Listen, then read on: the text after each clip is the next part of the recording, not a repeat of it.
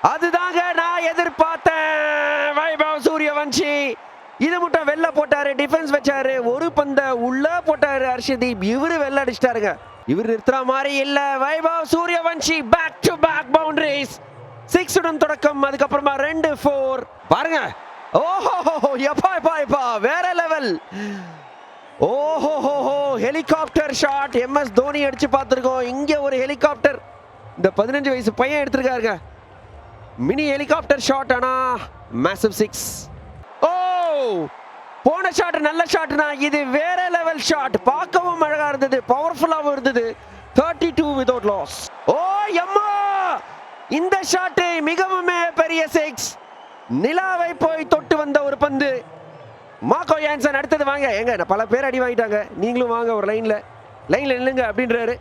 Bumrah, Hazlewood, கமின்ஸியே அடிச்ச வைபவ் சூரியவன்ஷி நானு. Marco Jansen is நெக்ஸ்டா.